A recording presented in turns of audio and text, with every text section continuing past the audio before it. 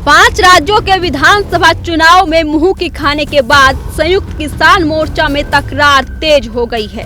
चुनाव के बाद पहली बार दीनदयाल उपाध्याय मार्ग के गांधी शांति प्रतिष्ठान में जुटे मोर्चे के पदाधिकारियों में खूब रार हुई। सोमवार को गुटों में बंटकर बैठकें हुई और एक दूसरे पर आरोप प्रत्यारोप लगाने का दौर भी खूब चला। कई बार तो नौबत हाथापाई तक की आती दिखाई दी, लेकिन बीच बचाव कर मामला संभाल लिया गया। विशेष बात ये रही कि बैठक में वामपंथी नेता अतुल अंजान के साथ अन्य सामाजिक कार्यकर्ता भी मौजूद रहे। बताया जा रहा है कि संयुक्त किसान मोर्चा में आपसी फूट कभी भी सार्वजनिक रूप से सामने आ सकती है।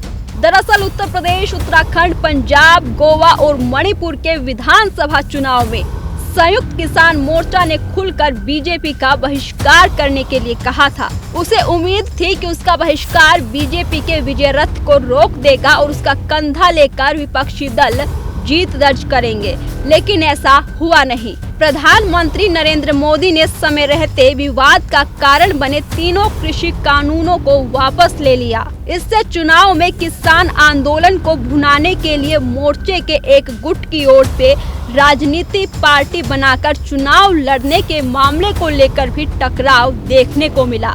राजनीतिक दल बनाकर पंजाब में चुनाव लड़ने वाले मोर्चा के नेता बलबीर सिंह राजेवाल और गुरनाम सिंह चढ़ूनी को मोर्चे से बाहर का रास्ता दिखाने के पक्ष में दूसरा गुट दिखा। फिर कुछ नेता इसको लेकर गांधी शांति प्रतिष्ठान के मुख्य हॉल के बाहर बैठक करने लगे। इसमें मोर्चा के नेता योगेंद्र यादव, दर्शन पाल सिंह और हन्नाम मोला शामिल थे। वहीं दूसरा गुट इस बारे में दबी जुबान से योगेंद्र यादव पर सवाल उठा रहा था, जिनकी खुद की एक राजनीतिक पार्टी है। इस बीच संगठन से जुड़े कार्यकर्ता असमंजस में थे कि वो किस गुट में शामिल हो। फिलहाल योगेंद्र यादव वाले गुट की ओर से संगठन में अनुशासन के लिए एक मसौदा तैयार करने का प्रस्ताव दिया गया है। उसे सभी गुट के नेताओं को भेजा जाएगा।